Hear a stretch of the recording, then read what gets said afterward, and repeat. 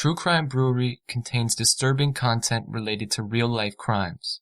Medical information is opinion based on facts of a crime and should not be interpreted as medical advice or treatment. Listener discretion is advised.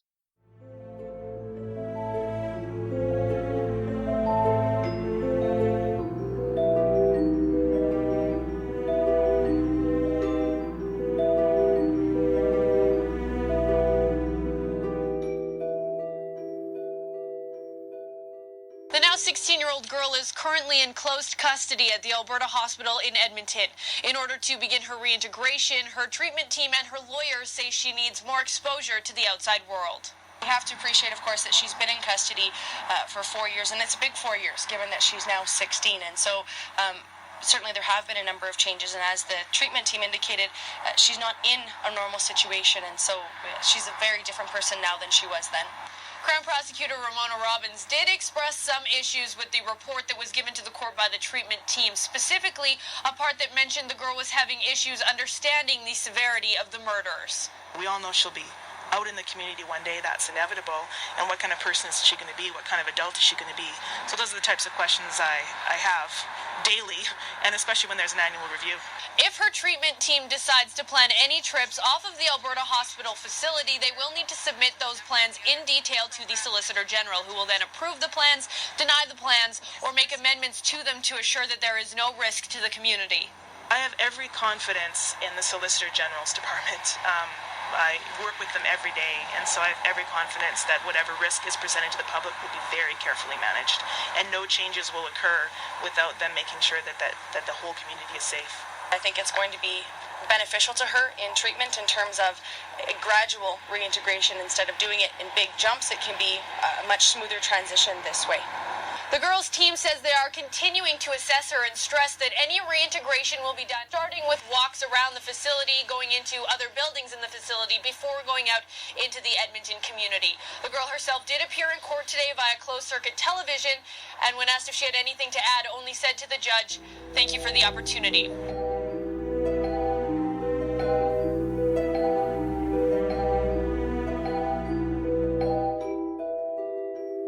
Welcome to True Crime Brewery. I'm Jill. And I'm Dick. Today's show is brought to you by HelloFresh. Please visit HelloFresh.com and use promo code TCB30 to receive $30 off your first week of deliveries when you subscribe. At what age are we responsible for our actions? Laws and opinions differ, but there are certain acts that seem to transcend age in their brutality and their lack of conscience. When 12-year-old Jasmine Richardson attacked and participated in the murder of her entire family, a community and those of us looking on were shocked. Was she innately vicious, or was she influenced and led into these crimes by her emotionally disturbed adult boyfriend? An interesting outshoot of this is the impossible position Jasmine's parents found themselves in, as their daughter rebelled and moved into a world of drugs, underage sex, and depravity. Their options were somewhat limited. Also, there was no way for them to predict the horror that happened back in 2006. Join us at the quiet end of the bar today as we tell the story of Jasmine Richardson's family and discuss the issues involved in the prosecution of a child for a crime so outrageous that experienced detectives were traumatized by the crime scene. In this episode of True Crime Brewery, Runaway Devil. This crime occurred in Alberta, Canada, so Dick has brought us a Canadian beer. Yes, I have. This beer is called No Juice Added. It's brewed by Outcast Brewing Company in Calgary, Alberta. So it's an American Pale Ale. APAs are mostly British in origin. They tend to be a fairly balanced beer between the malt and the hops. Fruity, nice aroma of flowers, maybe a little pungent aroma. Now this particular one, No Juice Added, isn't that pretty. It's kind of a murky yellow color. Is it filtered? Unfiltered. It's got a huge puffy off-white head with a ton of lacing. So it makes up for the color. I mean, to me the color is a little off-putting. But it smells good and it tastes good. It's got a pine and fruity aroma. Mostly citrus fruit taste, orange and grapefruit. Little caramel. Some late hops at the end. Looks like a medium-bodied beer. It tends to be on the dry side. So I'd put this kind of in the middle of my pack of IPAs. It's nowhere near the best one. Yeah. So moderately. Yeah. Moderately approved. Moderately approved. Okay. All right. Well, let's open it up. I'd like to try it. Okay. Let's get it out there.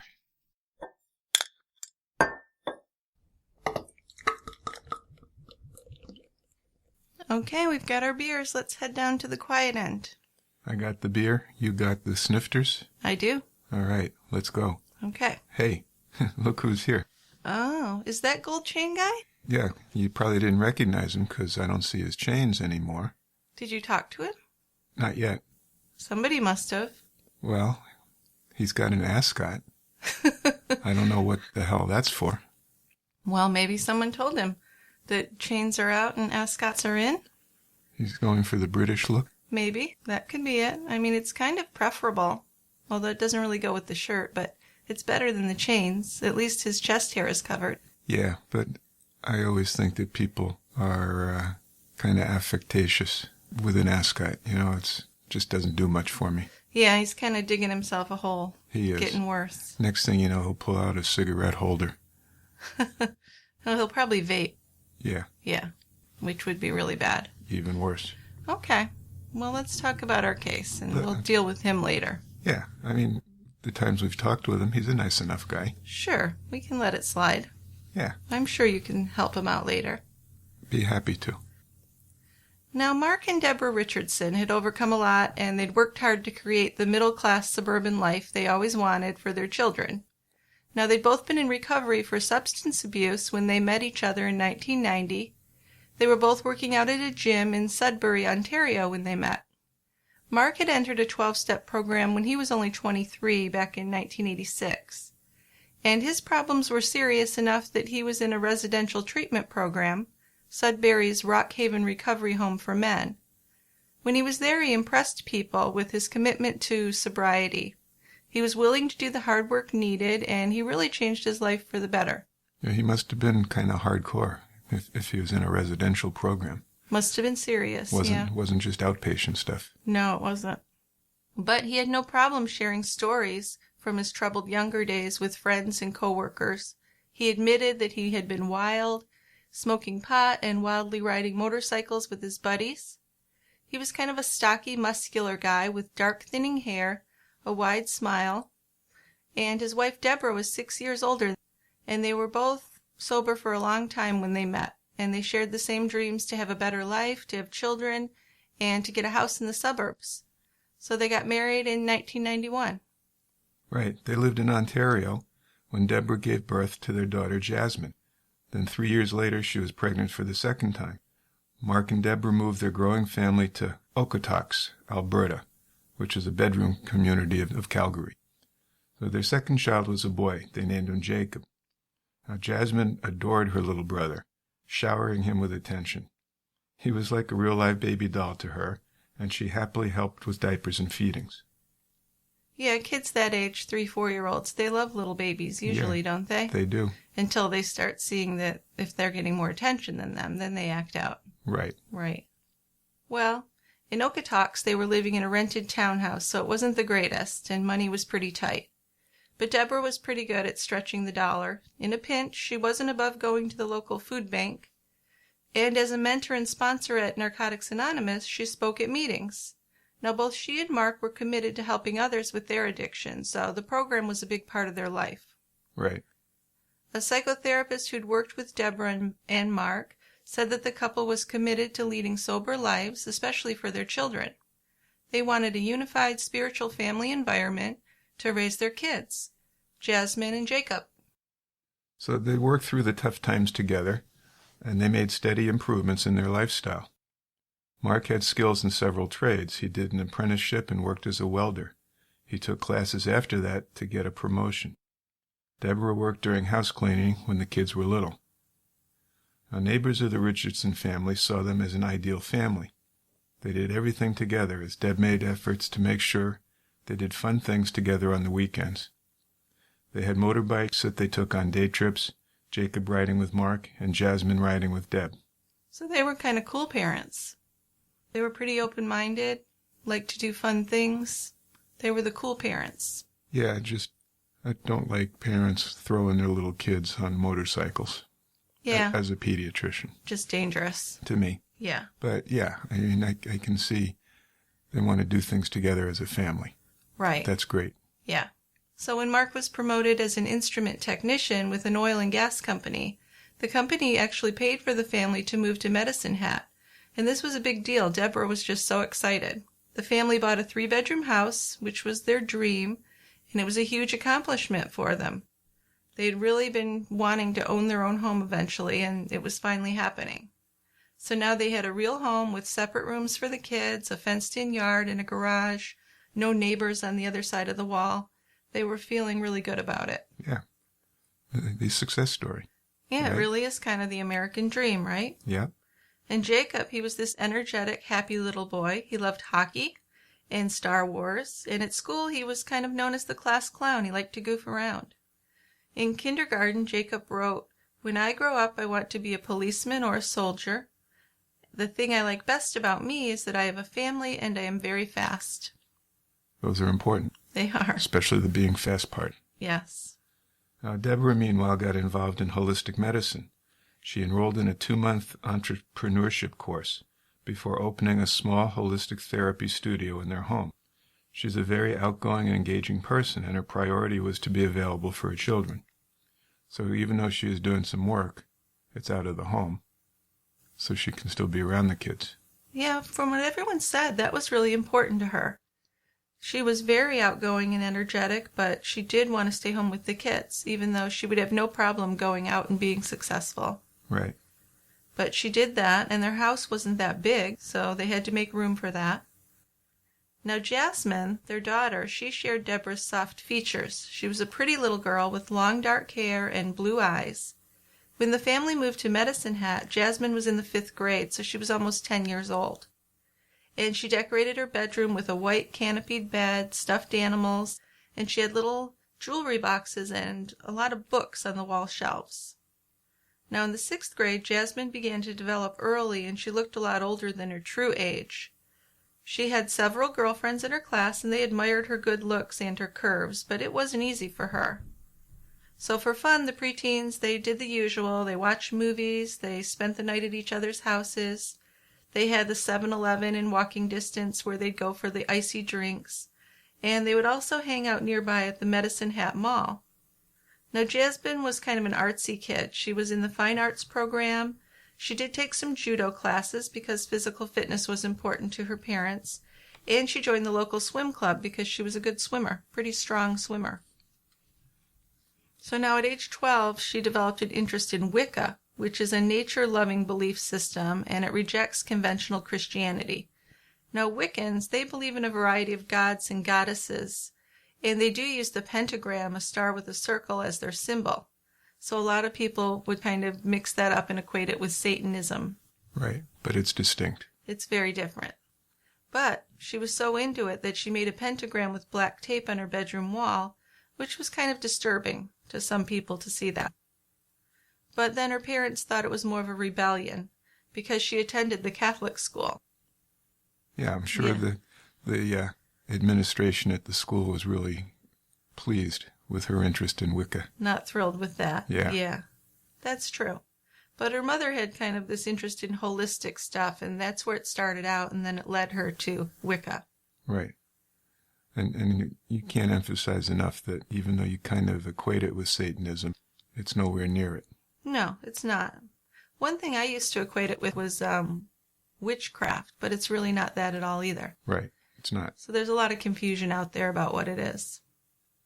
Now she also started hanging out at the mall, and that's where she met up with this local goth crowd down at the Medicine Hat Mall. And these were kids that dressed in the goth clothing, you know, the dark nail polish. Right. Now I know we did a case with that recently, but maybe you could just review what goth is.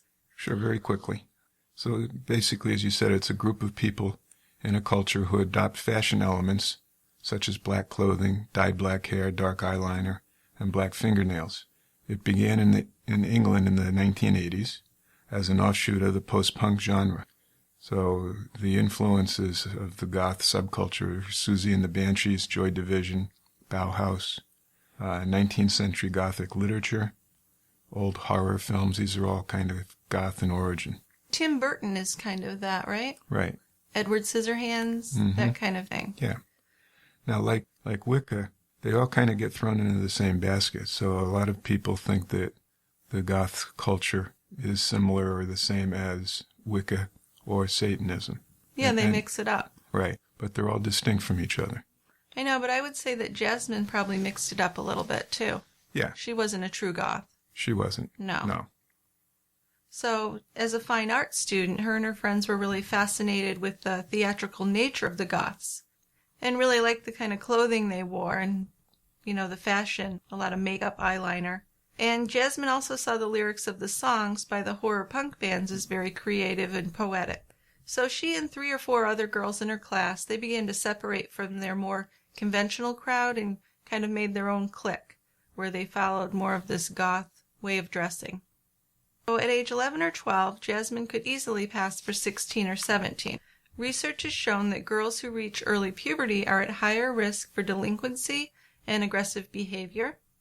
They are also more likely to suffer from depression and become sexually active. So Jasmine seemed headed in that direction in 2005 as she joined several social networking sites.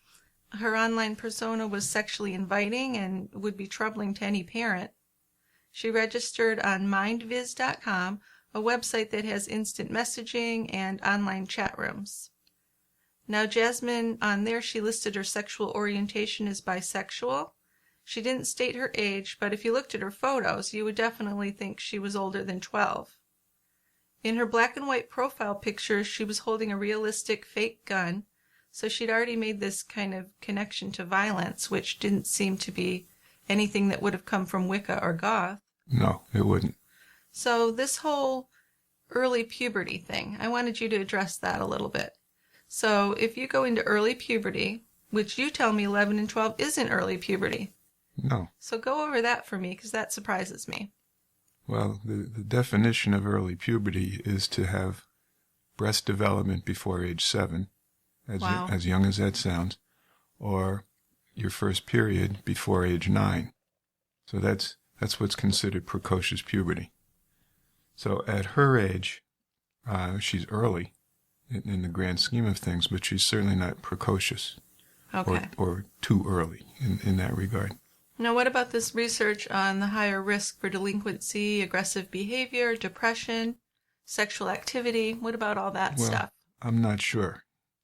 I think there's definitely evidence that earlier puberty and depression are linked. There is? Yes. Okay. There's definitely studies that support that, but I'm not sure about the others. I think if I started my period when I was 8 or 9, I'd be depressed. Well, yeah, but she didn't. Well, we don't know that. We just know that she looked very developed for 11 and 12. I don't know the precise age of her puberty or when she started menstruating. Okay. But I would think that looking older than you are as a young girl could lead to trouble. You're going to attract older people. Well, it can. You also have to think that even though they look older, they still have the mind of an 11 or 12-year-old. Exactly. So they might look like a 16-year-old, but think like a 12-year-old. Which can be dangerous. And there's a big difference there. Absolutely, yeah. Well, on MySpace, she listed her age as 16 when she was 12. And she listed her interests as hatchets, serial killers, criminal psychology, moonlight, and kinky shit. Now, how do you even know what kinky shit is when you're that age? I have no idea. She's been doing a lot of homework. She's trying to impress people. Yeah. She's trying to be cool, it seems like, which seems, kind of harmless at that age, at that point. Although, as a mom, I'd be worried. What would you think if you were her dad and you saw that? I'd be pretty worried. Would you?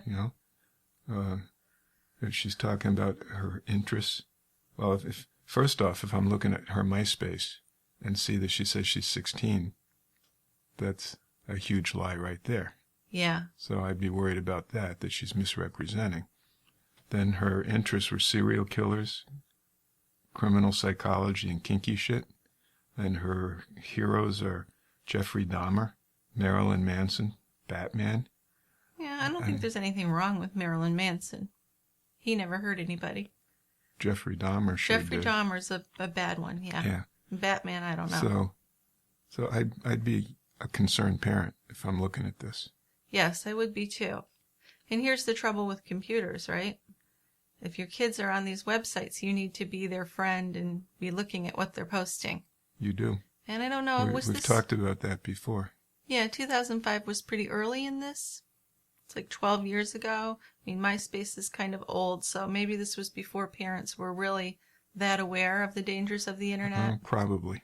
Yeah. I mean, it's just the last few years that people have gotten more aware of all the pitfalls of the internet.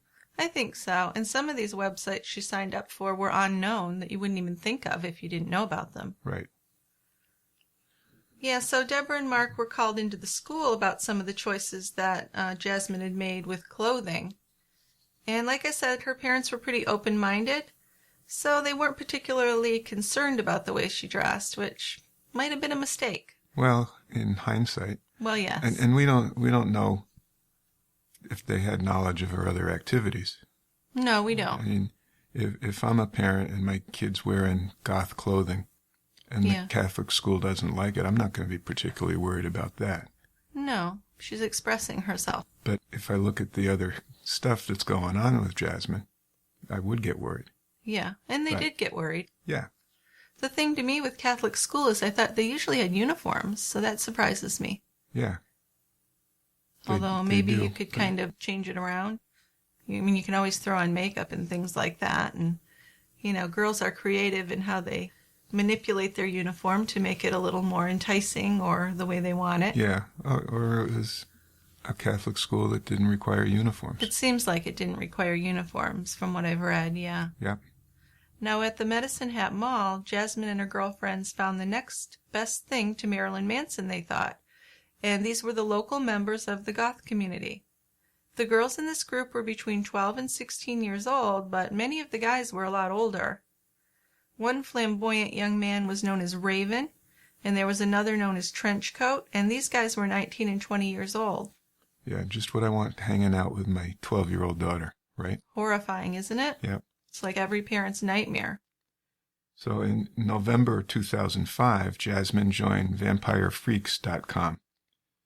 On that site, she listed her age as 15, and she posed seductive pictures of herself, including a photo where she's wearing a surgical mask and several with black tears drawn on her face with eyeliner. A week later, she joined Zorpia.com and created the username Runaway Devil. Yeah, so at age 12, she began dating a 16-year-old named Devin, and she didn't tell him her real age. Now, when Deborah found out about him, she wanted to meet him, because she's an open-minded parent. She doesn't want to judge right away, but she wants to be aware. So I think she was doing the right thing there. She met Jasmine and Devin at a local tea shop, and Devin would say that she was nice to him and very open-minded, although she did ask him some questions. You know, she was protective of her daughter, but she didn't condemn this older boyfriend, which, honestly, I think I would have. My 12-year-old was seeing a 16-year-old, I'd probably go nuts. Well, maybe not nuts, but I'd say no. Maybe not nuts, but that wouldn't be okay. A deal breaker. Yeah, absolutely. Right? I would not want my 12-year-old daughter dating a 16-year-old. No. And I certainly wouldn't want her dating a 19 or 20-year-old. 12-year-old I don't think should even be dating. Maybe go to the movies with a group of friends, have a boyfriend. Yeah, that's a whole other... But certainly not going in a car with a 16-year-old. No. No. So we agree. We would say you can't date him. Yes. But it became a moot point because she broke up with Devin about a month after Mom met him. And as it would turn out, Devin would have been the much lesser of two evils. That's for sure. They probably would have preferred if she'd stayed with Devin. Well, as it turns out. So we got this kid named Jeremy Steinke. This man, let's be clear, he's 23 years old. He's 23. Now this is a troubled man. Yes. He was fantasizing about being a werewolf. Now actually he was a high school dropout who lived with his mother in a Medicine Hat trailer park. In his online blog, Jeremy expressed his belief in shape-shifting and said that he was part of the Lycan Brotherhood. Yeah, so the Lycan Brotherhood is like werewolves. Werewolves. Yeah. Lycanthropy. Yeah. So according to Jeremy's mother, Jeremy had really been bullied when he was in school, and he had been abused by his alcoholic father and then two subsequent stepfathers. She saw his werewolf fantasy as just an escape from a difficult life for him. Now, Jeremy's mom was also an alcoholic. She had a lot of problems. Now, despite her 3 failed marriages, she continued to choose the wrong men and bring them home, so alcohol and violence were never far removed from that home.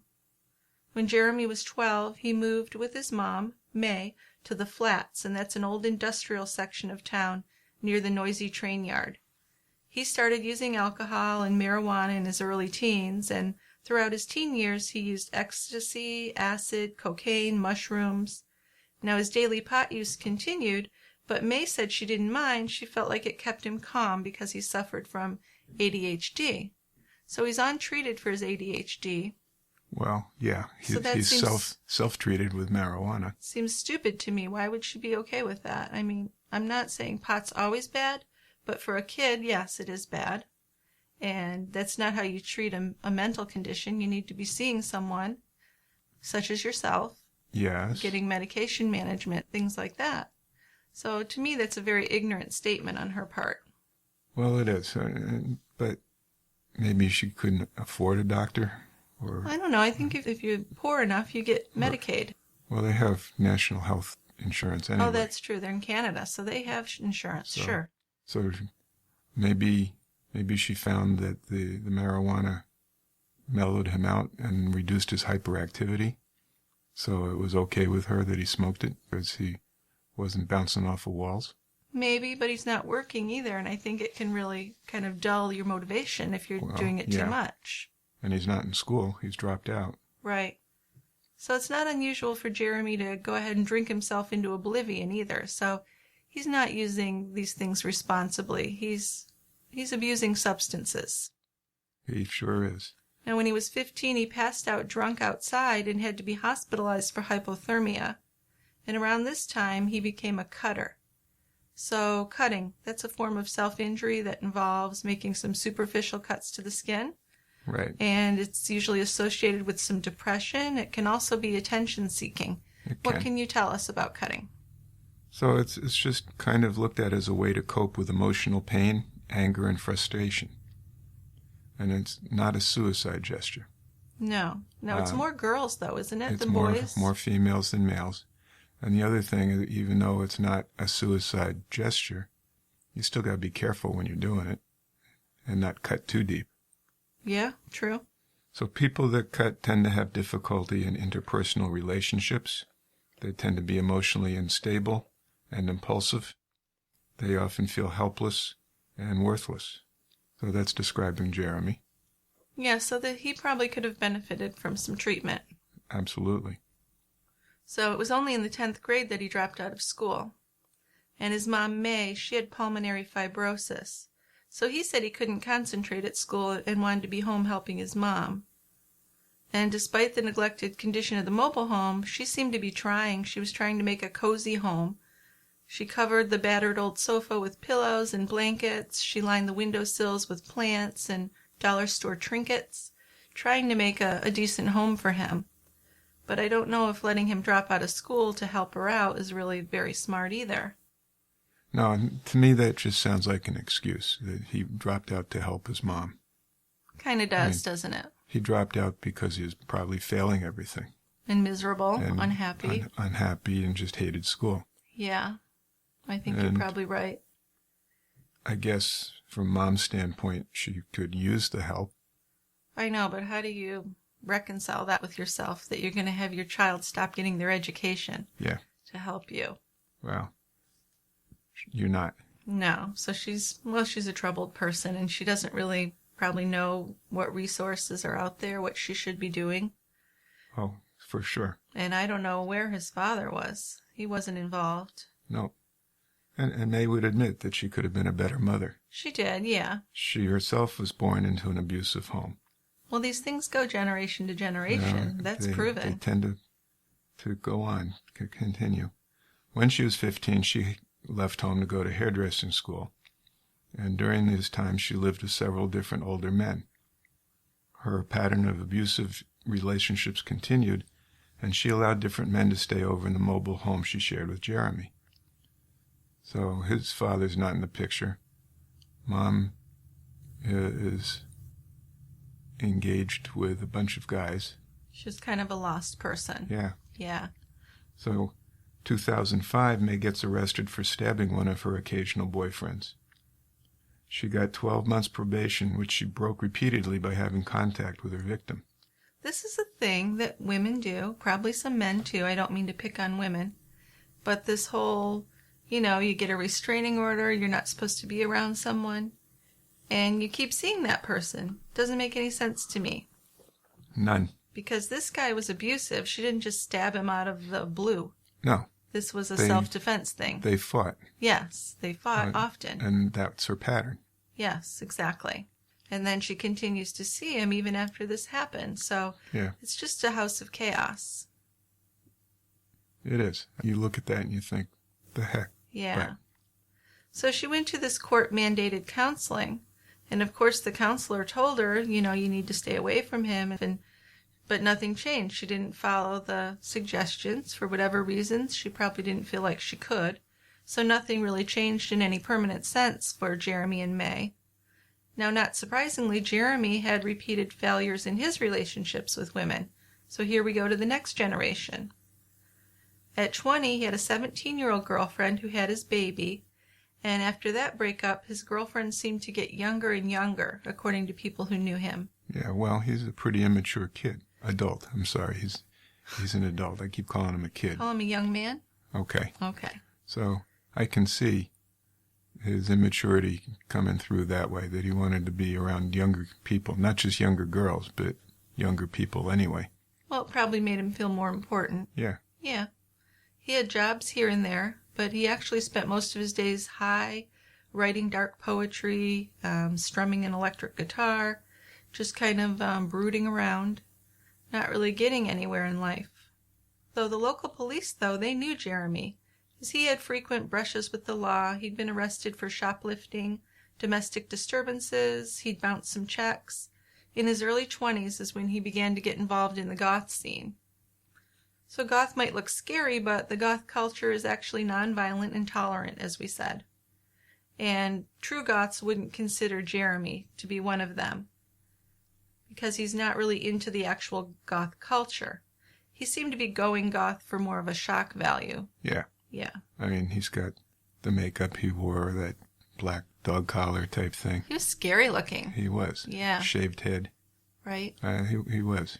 And he would walk around with a hoodie and a mask. Yeah. In the middle of summer, and really creepy.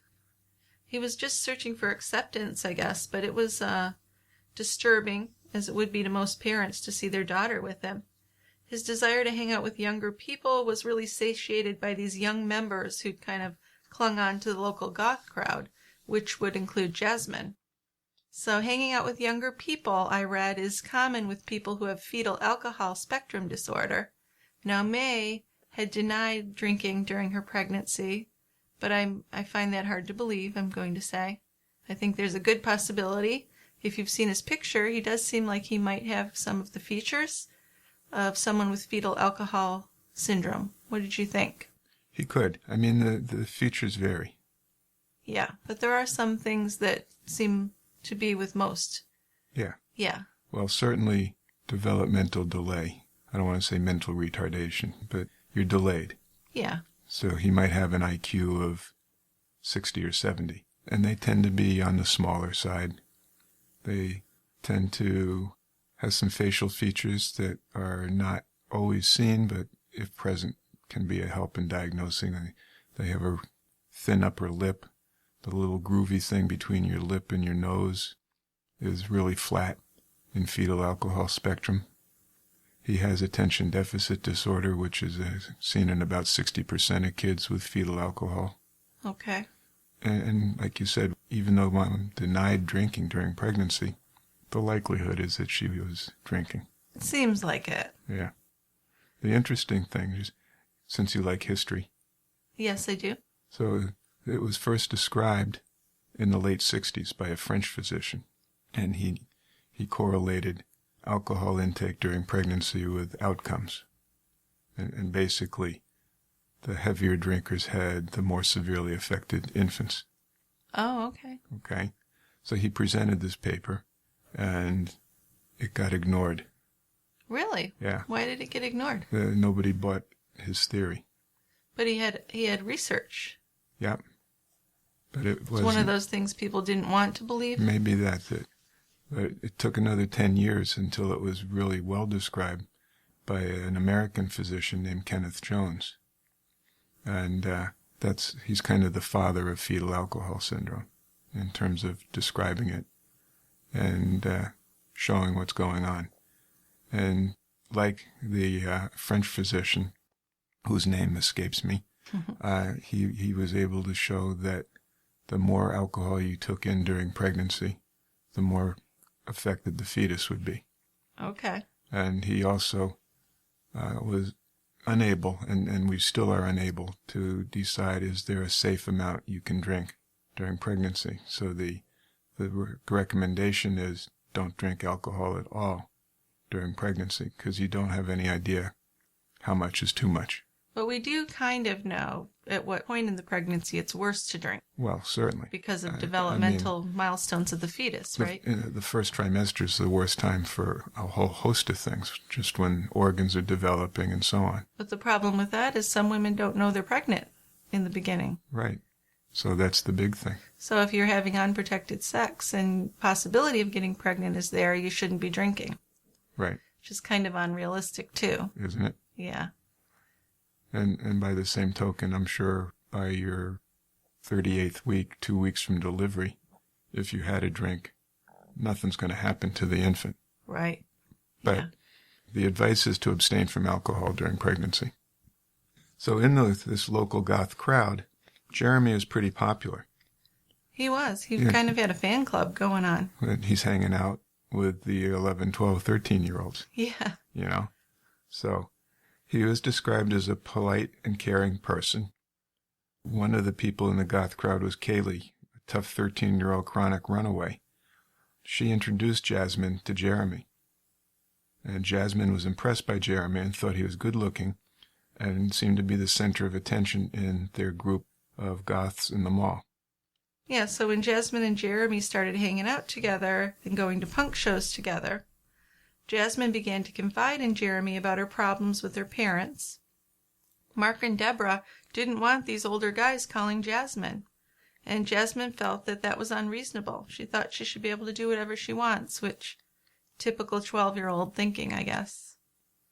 Yeah. Yeah. I mean, they often think they're the boss of the home. Well, they know everything, so they should be. Right. Right? Well, Jasmine had actually gone to her guidance counselor and asked to be put in foster care, so that's kind of a stunning thing to do. Isn't it? But I think there were rules in the home.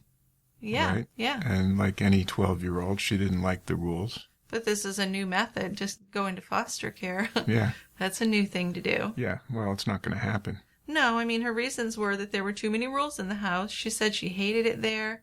Now, the counselor, of course, talked to her and found out there was no indications of abuse. And it was clear that she was just angry with her parents, making her follow these rules. But she felt very misunderstood at school. She was kind of breaking away from the popular kids because she was being different. And she turned more and more to Jeremy because of this. He became more important in her life. So it was in February 2006 when Jeremy sent Jasmine an email asking her to be his girlfriend. So that's very immature. Isn't it? Yeah, that seems like something a fifth grader would do. Oh, yeah. But she was really flattered and she agreed, and she would claim that she never asked him his age. Jeremy assumed that Jasmine was 16, he said. But there was an awareness of an age difference for sure. Well, even if she was 16, that's a big age difference. He knows how old he is, so whether she says she's 16 or 12 or whatever, he knows he's a lot older than her. Right. It's not something you should be doing. And why wouldn't you ask each other your ages? That doesn't seem believable to me anyway. Oh, no. If you're spending all your time and confiding in someone, they're going to know how old you are. Now, Jasmine, she decided to keep this relationship with Jeremy a secret after how her mom had kind of honed in with Devin and asked him questions and things. And she probably knew that this 23-year-old thing wasn't going to fly. Oh, that's a guarantee, Yeah, isn't it? I would think so. I mean, if Mom met Devin and peppered him with questions when there's a 4-year age difference. Yeah. She would have really loved Jeremy. Oh, goodness. Well, tensions grew between Jasmine and her parents, and she talked to him on the phone late at night, and they did a lot of instant messaging. One night when she was supposed to be babysitting her little brother Jacob, she and some girlfriends went to the 7-Eleven and left him alone. And when he realized that he was alone, he became frightened and called their mom, Deborah, and Jasmine got grounded for a really long time after that for leaving her little brother alone. That was not okay. No, she's supposed to be watching the poor little kid. I know. So then, they're trying to make an effort to learn more about what their daughter's doing and what she's liking. So Mark and Deborah accompanied Jasmine to a punk rock show. But Jasmine screwed that up, because she snuck out during the show into an alleyway and was making out with Jeremy. Mark and Deborah caught them. They were very upset, because he was a pretty scary-looking older guy. Well, yeah, I mean, put yourself in their shoes. Your 12-year-old daughter is out in an alleyway making out with this guy, scary guy. Scary-looking guy. Yeah. The black stuff on him and they didn't know about him. No. Creepy. Yeah. Yeah, I would have freaked out. Well, they did. They took Jasmine's computer. They grounded her. But this didn't stop her relationship with Jeremy, because she could communicate with him from the school computers or from the library's computers. Right. There were ways around this computer ban. Oh, yeah, kids know what to do. On Nextopia.com, Jeremy adopted the username Soul Eater. His likes were listed as fellow lichen brethren, and the bands Cradle of Filth, Dying Fetus, Murder Dolls, Marilyn Manson, Korn, Slipknot, and his dislikes were hypocrites, unreliable people, backstabbers, lies, the sun, and prostitutes. Now, did he know any prostitutes? I doubt it. But about prostitutes, he wrote, I like to kill them, play with their insides, and then eat. Didn't your mama tell you not to play with your food?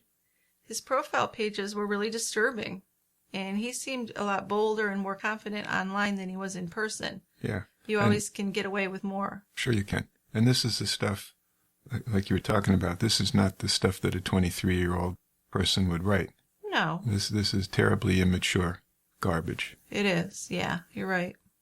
Well, as the relationship with her parents began to worsen, Jasmine started communicating with Jeremy about plans to kill her parents. Clearly, Jasmine was the one who wanted her parents killed. She brought it up. She brought it up, and she's the one that pursued the subject. Yes, she wrote him multiple emails about killing her parents and how they could run off together. She asked Jeremy if he thought they could get married, and they talked about getting tattoo rings, having a goth wedding, and running away to Europe to live in a castle. So this is not realistic. This is very immature talk. Well, yeah, let's run away to Europe and live in a castle. Yeah, that'll be easy. Right. So Jeremy exchanged messages with a friend saying that he and Jasmine were fantasizing about killing Mark, Deborah, and even Jacob in a copycat of his favorite movie, Natural Born Killers. So in addition to grounding Jasmine, Mark and Deborah took her to counseling. And they felt like they were keeping Jasmine away from the older men, but Jasmine was feeling increasingly angry about her lack of privacy and not having freedom. It was in March that Jasmine wrote to Jeremy about her plans to kill her family, and by this point she'd been sneaking out of her house at night, and Jeremy and she were having sex. They were sexually active now. At age 12. Yeah. Yep, she'd actually convinced Jeremy that her parents had to go, too. And he became angry with them for keeping Jasmine locked up as he saw it. Well, yeah.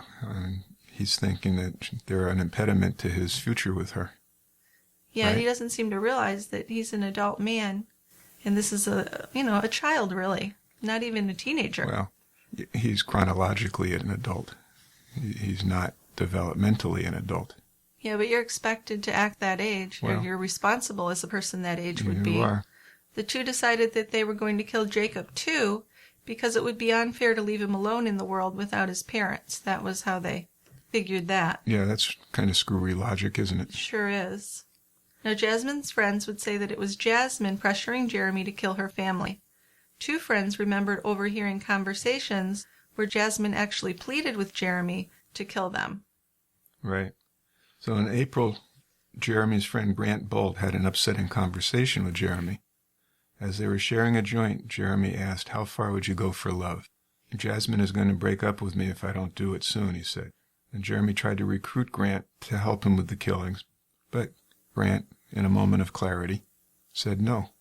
So why didn't any of these people go to the police, or at least to Jasmine's parents, and warn them? Were they not taking it seriously? They didn't take it seriously, right? I guess, or they didn't think that he'd ever do it. You're probably right. I just feel like it would have been good if they'd been warned. Well, yes, it would. Yeah. It was Friday, April 21st, when Mark and Deborah took Jacob and Jasmine out for a ride on their motorbikes. Jeremy went out that same day and got a 12-pack of beer and an 1/8-ounce bag of pot. Now he smoked 2 bowls with his dealer, and then he went back to his trailer. That evening, a 14-year-old named Erica brought 2 friends to Jeremy's trailer. Jeremy and his friend Mick drank beer and listened to music. And after the 12-pack was gone, they started in on a bottle of vodka. Now Jasmine's back at her house. She takes a bubble bath, and she texts with a girlfriend online. Now the friend asked her if she wanted to go swimming the next day, but Jasmine signed off without answering why she couldn't go with her. So Jeremy, he drove to his friend Jordan's house, and he begged him to help kill Jasmine's family with him. Now Jordan, he'd been backing away from Jeremy for a while now. He was trying to avoid him. Well, yeah, because Jeremy's talking crazy shit about killing Jasmine's parents. Right. You know? Yeah. So I'm backing off. So he says, no way, and he says, I don't have it in me to kill another human being.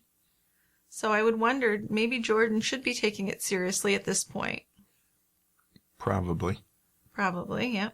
But maybe he still didn't figure that he'd ever go through with it. Maybe not. But Jeremy, anyway, got pissed off. He stomped out, drove back home. Got home, called Jordan from his trailer. Mick and his girlfriend overheard Jeremy arguing and talking to Jordan about killing them. Jeremy hung up and muttered, "Someone is chickening out," to nobody in particular. Jordan would later say that Jeremy threatened to kill him if he told the police about his plan. So he's really over the edge here. Yeah, now, I think it's also convenient to say after the fact. Well, that's true. I don't know if I believe that. I mean, I think these are people who weren't really prone to confiding anything to the police, right? Right. They're pretty heavy drug users. Boy, drugs, alcohol, you name it. Right. So around 10 o'clock that night, the group at Jeremy's trailer began watching that great movie, Natural Born Killers. About 10:30, Jeremy called Casey, who's the 19-year-old with a crush on him, and he asked her to bring him some cigarettes. So Casey, always eager to please Jeremy, showed up with a pack of cigarettes around 11. Yeah, so Jeremy really seemed excited by the movie, the other young people would say. He seemed to have made a connection with this plot of the movie. In the movie, the couple go on this graphic killing spree after they kill the female lead's parents. Now, the film was actually, if you look into it, it was meant as a damning satire of violence in our culture. But Jeremy didn't get that. He saw it more like a how-to video. So the characters in the movie set her little brother free after they kill the parents. But when this part was on, Jeremy turned to his friends and said, well, that's where it's going to be different. Jasmine is going to kill her brother. So that's really disturbing, and Mick actually asked Jeremy to stop talking about killing Jasmine's family. He's tired of hearing about it. Mm-hmm. And Jeremy said to him, well, if you can talk her out of it, I won't do it.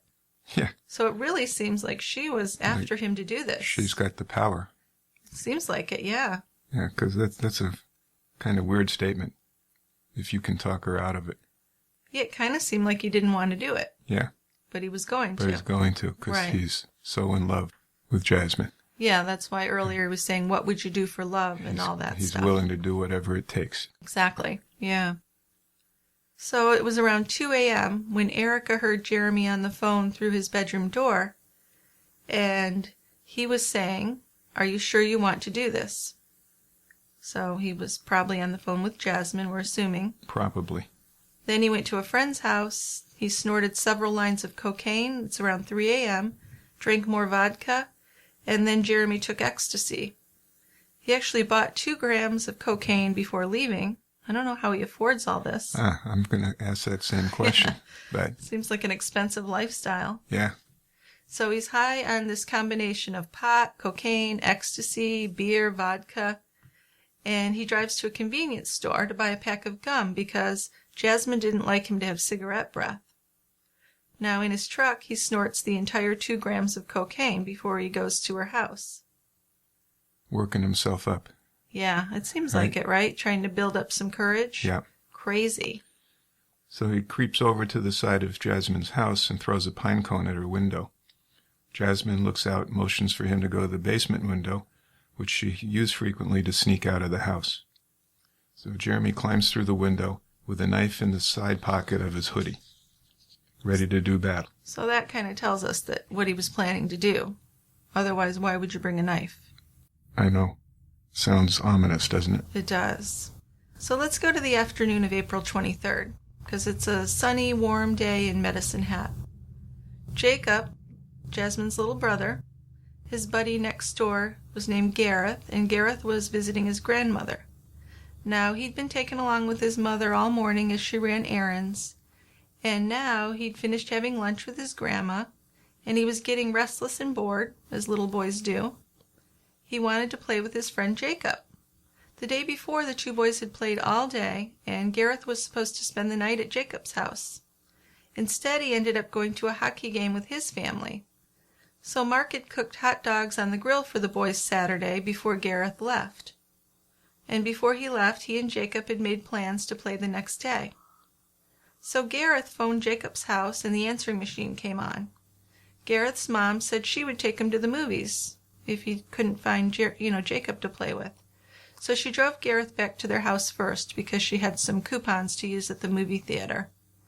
But when they pulled into their driveway, which was next door to the Richardsons, Gareth was excited to see the Richardsons' family truck was in the driveway. So he's thinking Jacob's home, so he runs to the front door and knocks. But it's only a few seconds later where he's calling out to his mom, "Mommy, there's bodies at Jacob's with blood on them. I saw them through the basement window." So Gareth and his mom, they run back to the basement window, and she's nervous because Gareth doesn't make stuff like this up. No. This is a weird thing. This is something to tell your mom. Yeah. There's dead people next door. Right. So she's nervously peering through the glass, and she was really shocked and hit with this wave of nausea because she saw the body of a man face up on the basement floor. He wore only boxer shorts, and his legs and arms were smeared with blood. His face was covered with blood, and he wasn't moving at all. Now, as she looked nearby behind a sofa, she saw Deborah. Deborah was lying on the floor at an odd angle, and her legs also were covered in blood. Yeah. So Gareth's mom calls her mother, the grandma that he had spent time with. Yeah. And this lady told her that she needed to call 911. Well, I don't think you need your mom to tell you that, do you? Well, it's funny that I find that people do this a lot. First, they call someone in their family or something. Maybe they're in shock. Yeah. So she's afraid to go into her house, so she and Gareth got back into their car and backed out onto the street. And she couldn't help but fixate on the idea that Gareth had almost spent the night in that house. Let's take a moment here to talk about our sponsors. So are you thinking of going back to college? Whether you're attending for the first time or going back to complete your degree, there are 3 common financial aid mistakes most students make that you can avoid. Discover them and Southern New Hampshire University by texting EXPERT to 554433. SNHU's mission is to make higher education affordable and accessible to everyone. They're devoted to learning and they're nonprofit, so they've made their New England campus available to the entire world by offering complete degree programs online. While tuition is skyrocketing across the country, SNHU hasn't raised their online tuition in years. With online classes, you can get your degree while the kids are at school or after they go to bed in the evenings. But remember, when you do choose to get your education, you owe it to yourself and your family to learn about the top 3 financial aid mistakes and how to avoid them by texting EXPERT to 554433. That's EXPERT to 554433. Now, going to the salon can be a luxury, but it can also be expensive and time-consuming. I've been getting my hair colored at the salon for years, and I honestly never thought I would color my hair at home again. Those drugstore box colors were dangerous. Back in college, I had colors from green to purple to orange. But that was before Madison Reed entered my life and hacked it. Madison Reed is revolutionizing the way we color our hair with the ultimate hair color hack, the quality of a salon color with the convenience and affordability I can really get behind. Join me in getting multidimensional European hair color delivered to your home on your schedule for under $25. Find your perfect shade at madison-reed.com. Madison Reed is honoring our True Crime Brewery listeners with 10% off and free shipping on your first color kit with promo code BREWERY. That's madison-reed.com and use the promo code BREWERY to get 10% off and free shipping. And one more. Let's talk about HelloFresh. Okay. So HelloFresh makes cooking fun, so we can enjoy the whole experience of a meal, not just the final plate. How true. Absolutely. Last night we had tricolor quinoa, which was red, black, and white seeds. Each has their own unique flavor and texture. And one thing I learned that was interesting, I just always assumed that quinoa was a grain, but it's a seed. Yeah. Pretty cool. Even though it acts like a grain. It does. So all three get blended together, and they're going to make a nice hearty base to a meal. In this particular recipe, we tossed the quinoa with yellow squash, asparagus, and used a red wine dressing for a combo that was light yet filling. Then we had it with some sliced tomatoes that we'd picked from our garden, because they're starting to come in and we've got more tomatoes than we know what to do with. Yeah. So HelloFresh makes cooking fun. They're a farm-to-box company making fresh ingredients available to all of us in just the right amounts. Well, you know, they're also couch to kitchen because they get me off the couch and into the kitchen to help you make dinner. In 6 easy steps for about 30 minutes, we chop, we cook, we spice, and we usually share a fine beer at the same time. That we do. I like this. Farm to box and couch to kitchen. They go well together. They do. So HelloFresh offers a classic box, a veggie box, or a family box, and you can order 3, 4, or 5 meals per week with fresh new recipes each time. So for $30 off your first week of HelloFresh, visit HelloFresh.com and enter promo code TCB30. That's promo code TCB30. And then you'll be saying, "Hello, Fresh." HelloFresh. You won't be disappointed. No, it's good stuff. So the chief of police, Norman Boucher, was driving to a house he was renovating when he heard the 911 call on the radio of his unmarked police car. A young police officer, Brent Secondiak, was first on the scene at 1:34 p.m. When he pulled up, there were neighbors on the street who pointed out the Richardson house to him. He called for backup right away, and 3 other officers arrived within minutes. So they entered the home together with their guns drawn. Yeah, because they don't know. Well, no. And there's dead people and blood all over the place. Exactly. There were blood smears on both walls of the stairwell leading upstairs, and then there was more leading to the basement. Now, when they looked in the living room, that looked undisturbed, and all they saw in the kitchen was a single red smear near the back doorknob. So 2 policemen went upstairs, and 2 others went into the basement. At the foot of the basement stairs was Deborah's body. She was lying in an unnatural position, halfway on her side, with her head propped on the back of the sofa. Her hair covered her face. Her blue nightgown was hiked up, exposing her from the waist down. Around the body there is a large blood stain on the carpet, and her legs were smeared with blood. Her little black dog whined and barked at her side. Mark was to her left, facing up. A railing nearby was broken. His hands were clenched upward as in a kind of a defensive position. His right eye socket was a gaping wound, and there were multiple lacerations on his face and body. Nearby there is a screwdriver lying next to him, and around the screwdriver, next to the screwdriver, the police saw a knife with a bent hook and a buckle in the middle of the blade. Yeah, so later on they'd say that that could only happen from hitting bone. Right. Forceful stabs. Yeah, right. Mark's arms were frozen in rigor mortis, which begins usually 3 to 4 hours after deaths and lasts for about a day, depending on the environmental conditions. It's not something that can give you a reliable estimation of time of death. I mean, it can kind of put you maybe in the ballpark, but it's not, you can't look at rigor and say, okay, this person died 3 hours ago. No, it's too wide a time span. Right. But there was still some wet blood splattered on multiple surfaces in the basement, including the ceiling, so that gave them a hint. Yeah, I mean, this scene in the basement sounds like just a horrible bloodbath. Well, yeah, that dad really fought. Yeah. Now, upstairs, the policeman followed that blood trail on the walls to the upstairs bedrooms. The carpet in the hallway was sticky with wet blood, and in the bathroom they saw a knife on the counter sitting in a pink puddle as if it had been rinsed of blood. Now, on the left, they saw a girl's pink bedroom, and the room was cluttered with stuffed animals, but there were no signs of violence in that room. In the next bedroom, Secondiak saw a sight that would never leave his mind. There was a little boy on his bed. This was 8-year-old Jacob, with a huge gash to his throat. His eyes were still open, and all he wore were his little underwear. There was blood everywhere, even splashed on his toy lightsaber and his Pokemon cards. And his hamster was alive, scurrying in its cage. So this is the sight, the scene that was really horrific to even these experienced policemen. And they say they still haven't gotten over it. Yeah. It haunts them. A little innocent 8-year-old kid. Yeah, and most of them are fathers. Yeah. So they, can really have a perspective on this child. It's so sad. Yeah. So the 4 officers meet on the main level of the split-level home, went to regroup in front of the house, and they noticed a family portrait on the coffee table. There is a mom, a dad, a son, and a daughter. And we got 3 of them dead, and no daughter. She's missing. Yeah, so initially they're probably worried about her. Yeah. I Thinking would maybe be. she's been kidnapped or something. Right. Right? So the officers, they begin questioning the neighbors, and the crime scene investigators arrive and take charge of the house.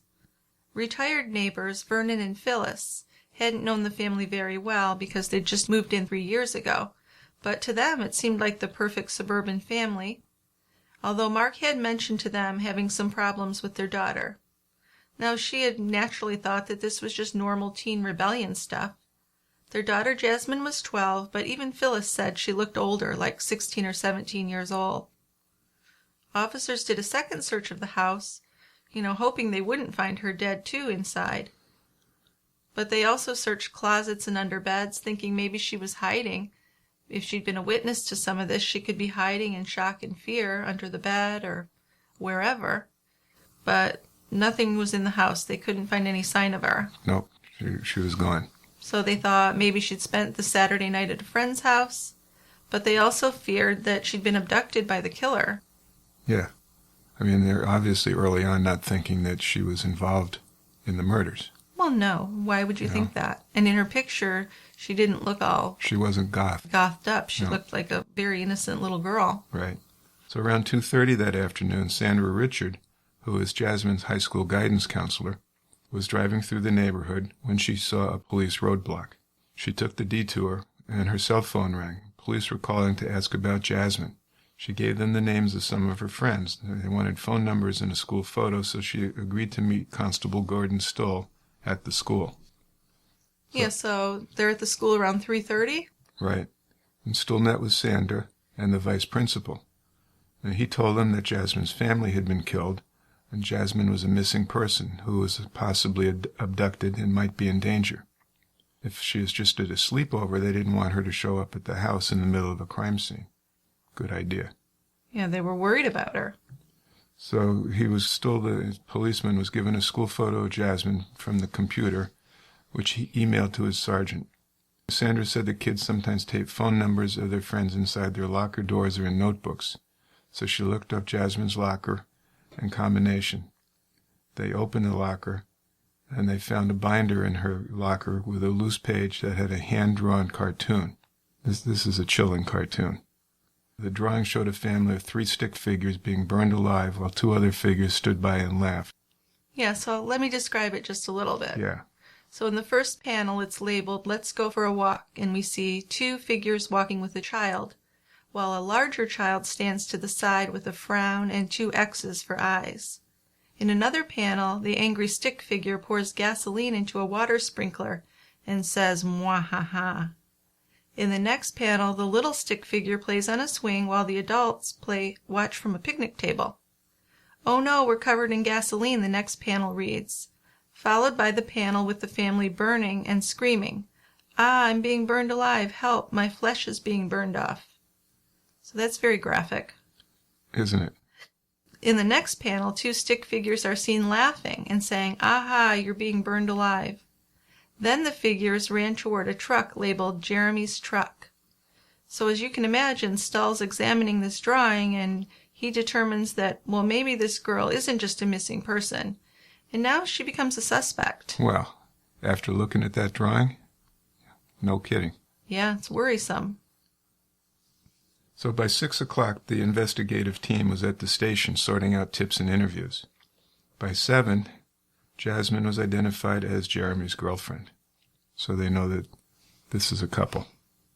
So I'm just wondering why nobody said anything to the police about statutory rape with these two. Well, who would? The parents? I mean, the parents, did they know that she is sexually active with him? Probably not, but I'd be worried. Yeah. I mean, obviously Jeremy's mother or acquaintances aren't going to say anything. Yeah, I don't know where that mother was when all this was going on in that trailer. There's not much room to hide anything in there. No. She must really have had problems. Now, an acquaintance of Jasmine and Jeremy, whose name was James Wiley, went to the police after seeing reports on the news that evening. And he did this despite having a record with the cops. So, good for him. Well, yeah, I mean, this is so much bigger. And he had just seen the couple hours earlier, and he told police that Jeremy had admitted to him that he had gutted Jasmine's parents like a fish. He also heard Jasmine say that her little brother gargled as he was dying. So do you think maybe they didn't even believe it after they said that, and that's why no one went to the police sooner? They thought they were just making it up? Well, James Wiley went to the police. Yeah, but not till after he heard about that they were actually murdered. Right. I'm saying the night before when they said they'd done this to the family, why didn't anyone go to the police? They didn't believe it? They didn't believe it. Okay, well. Or they were all high and didn't compute with him. Well, maybe. But he did look like he'd been in a fight. Well, he's covered in blood.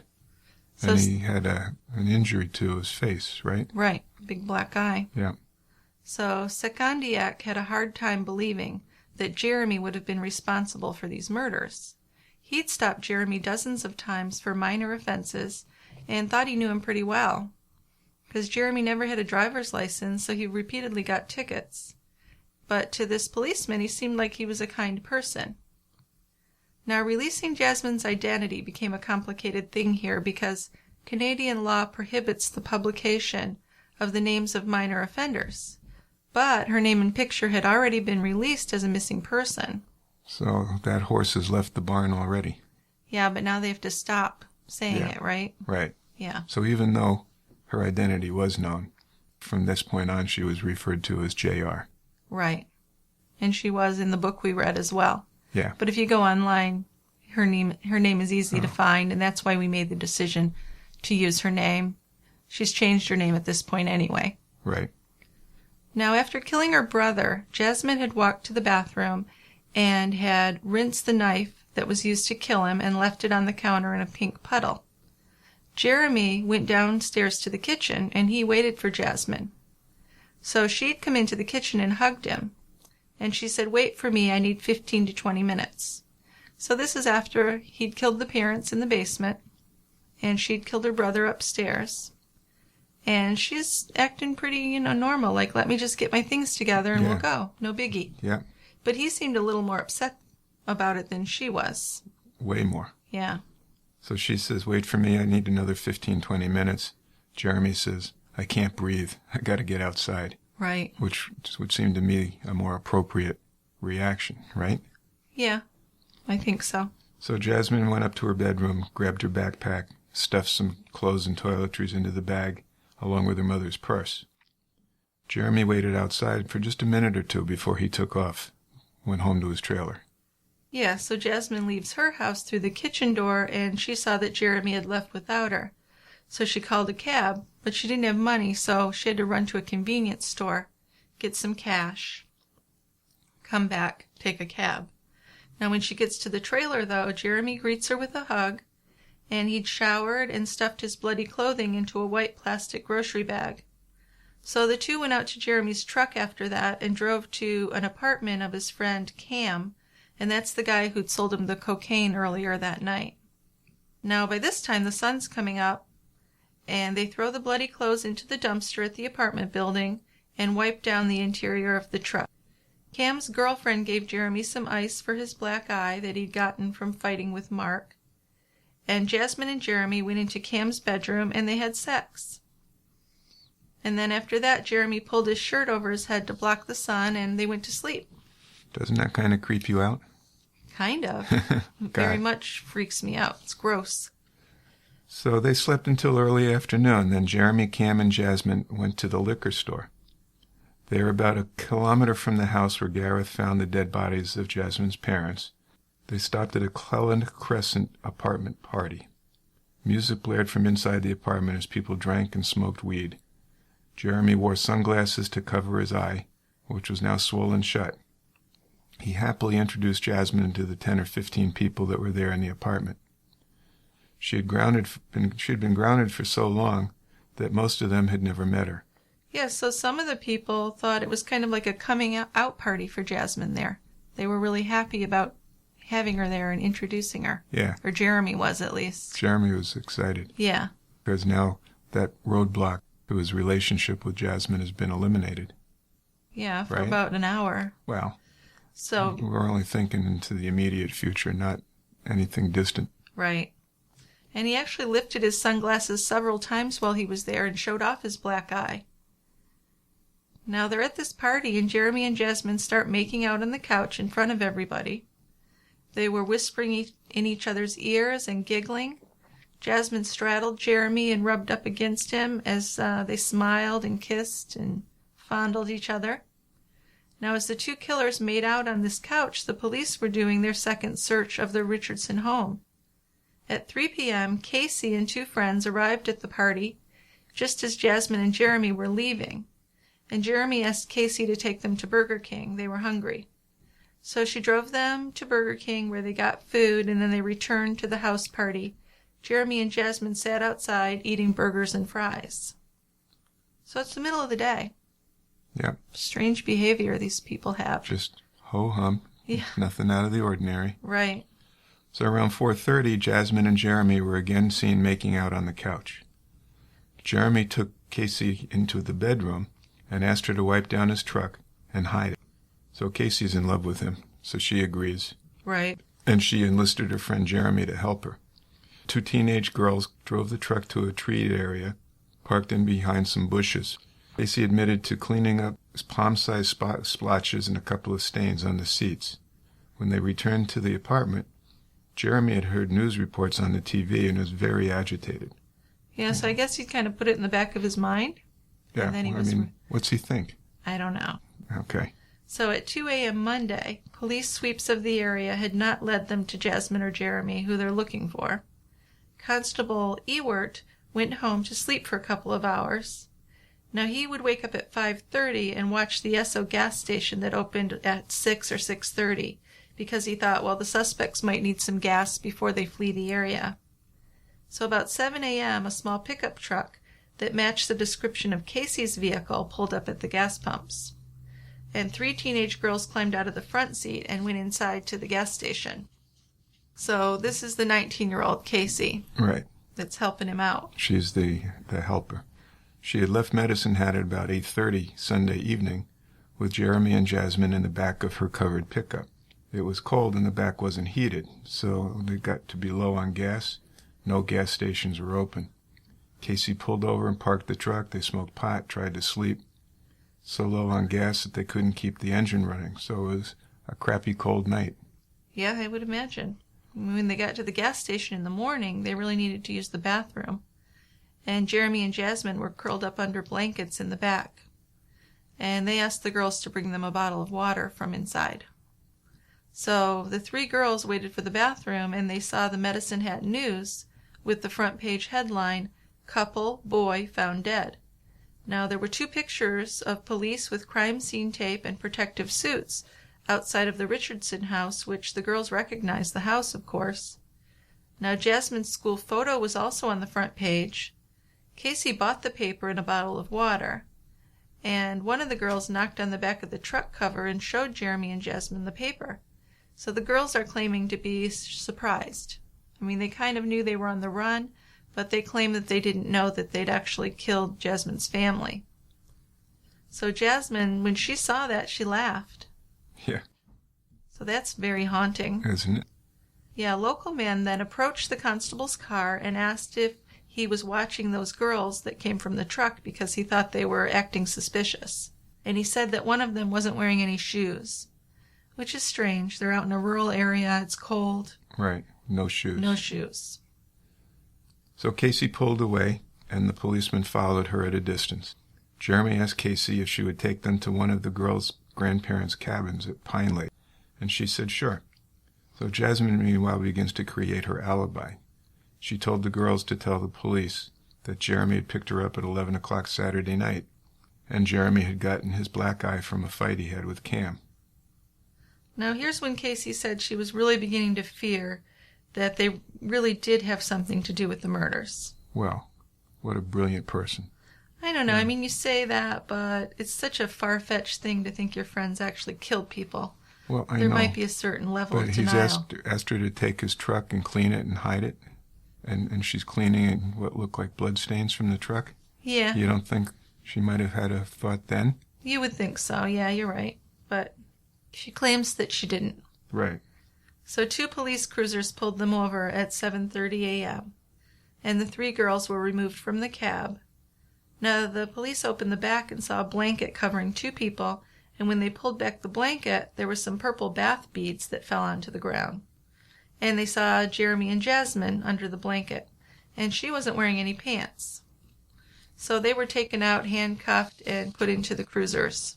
So as Jeremy's taken away, he calls out to Casey, "Tell my mom I love her and she can have my TV." Yeah. That's such a ridiculous statement. I know. Well, after they put Jasmine in a holding cell at the station, they took the other 3 girls into an office. And these other girls weren't actually being very cooperative either. They were kicking and yelling. They were video recorded as they made some unauthorized calls and tried to steal pens and notepads from the office. They were yelling at police and calling them pigs. They were laughing, kicking furniture.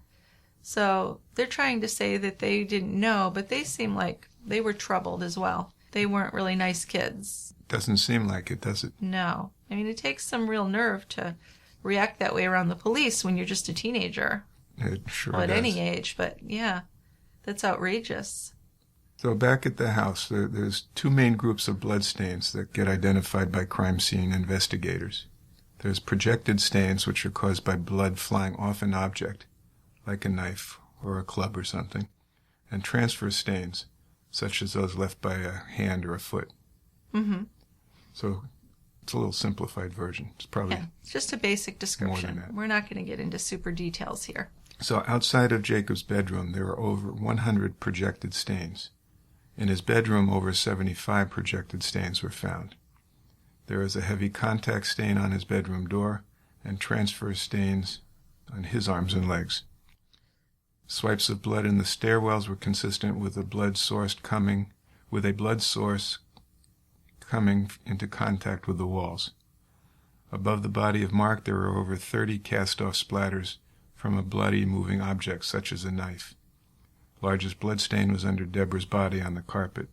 Investigators concluded that Jacob was attacked in the hallway outside his room. He moved back into his bedroom where he died in his bed. Yeah, so from experience and training, these investigators could easily determine what had happened in the house. They could figure out the point of entry, and the blood smear on the back door showed them the point of exit.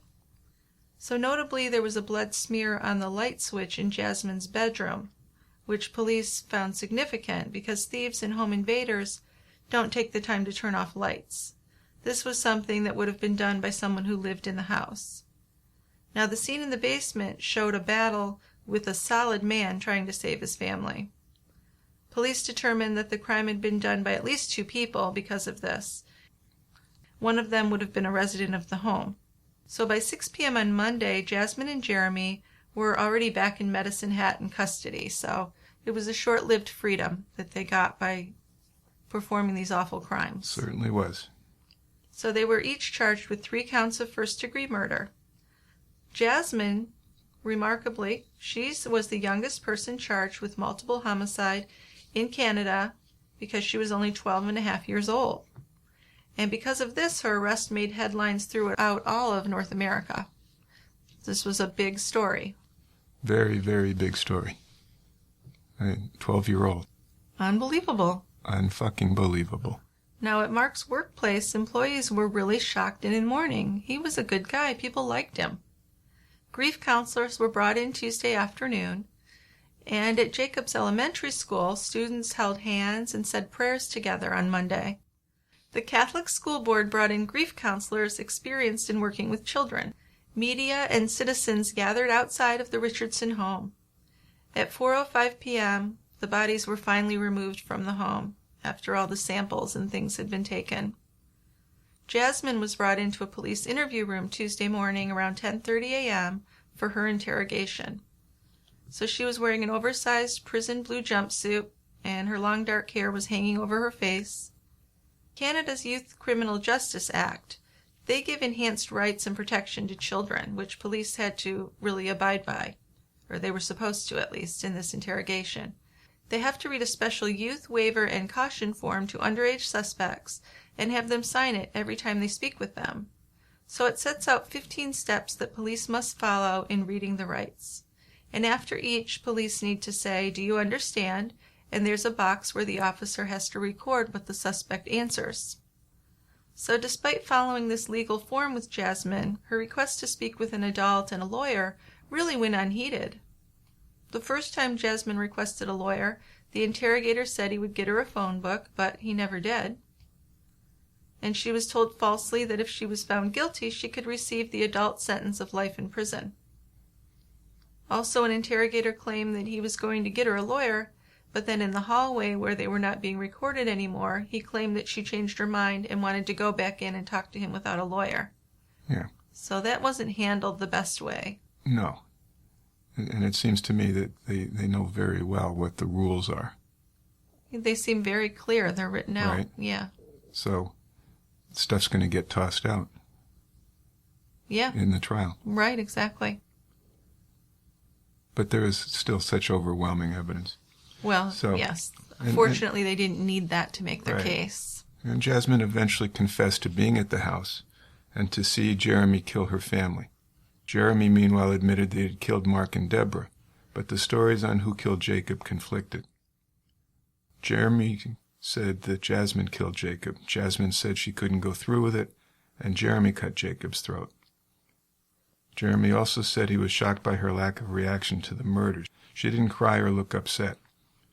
Police allowed Jeremy and Jasmine to write letters to each other, which revealed quite a bit. They continued to profess their love for each other.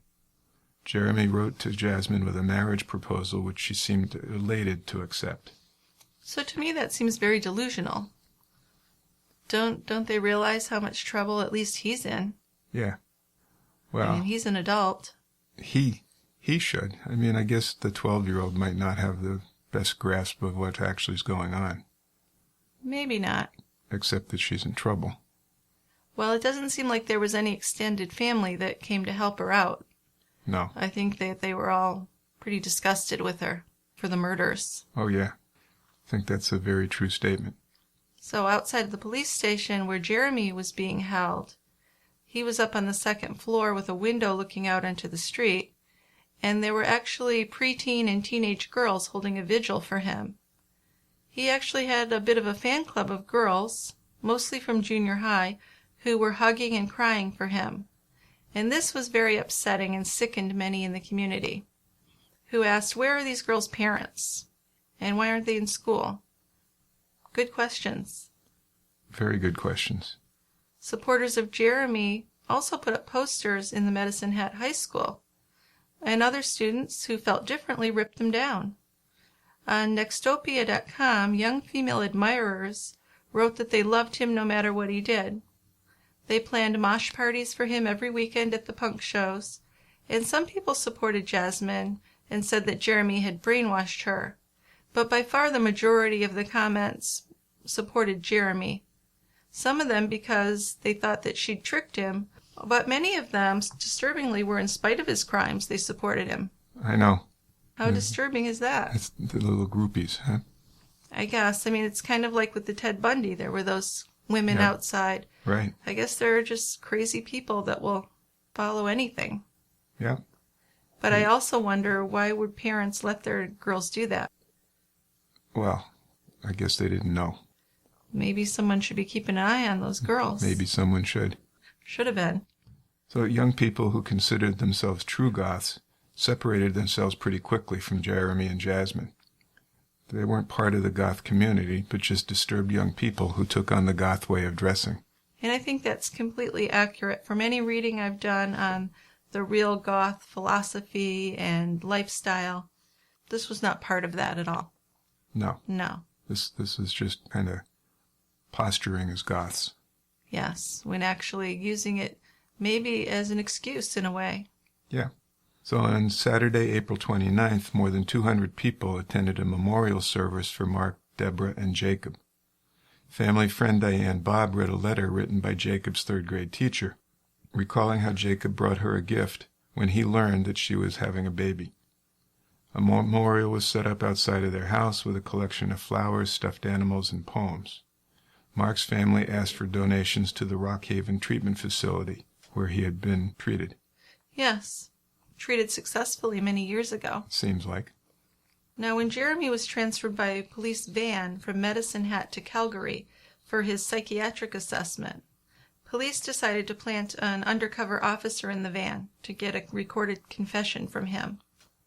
So after befriending Jeremy and pretending to share his interests, which the undercover officer said was difficult, because we really said some despicable things. It's hard to pretend you're okay with that, I'm sure. For sure.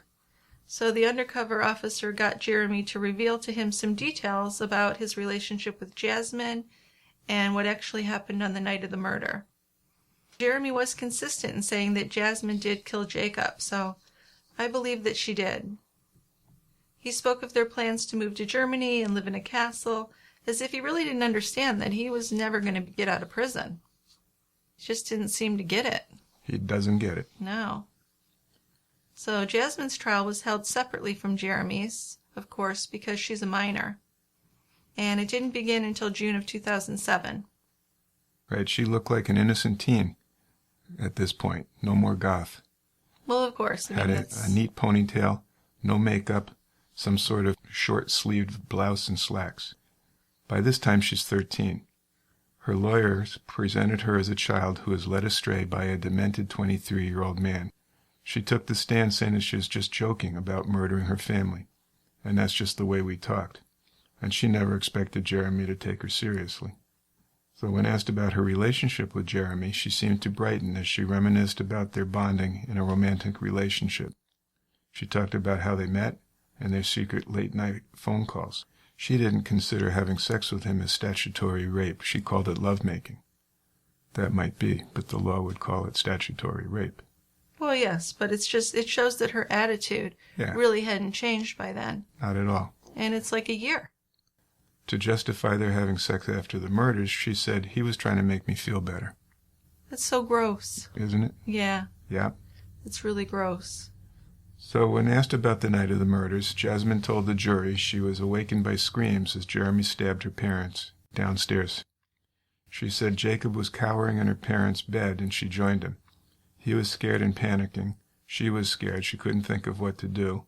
Jeremy was clinging to her, so she put the crook of her elbow around his neck. He kept talking, and she was saying, go back to sleep, when actually she was trying to choke him. Well, she was kind of claiming that she was trying to, as a kindness, choke him to unconsciousness, which is just unbelievable. No one's going to believe that. She said that she told Jacob to go to his room, and that's when Jeremy came upstairs. And Jeremy told her to stab Jacob, so she said she did, but not very hard. She couldn't really do it, and she said that Jeremy slit Jacob's throat, and that Jacob was gurgling, and Jeremy stabbed him several more times. He was stabbed several times. Yeah, you covered that. Now, I can barely think about what this little kid was thinking. It's just too horrific to really even think about. To see his own sister.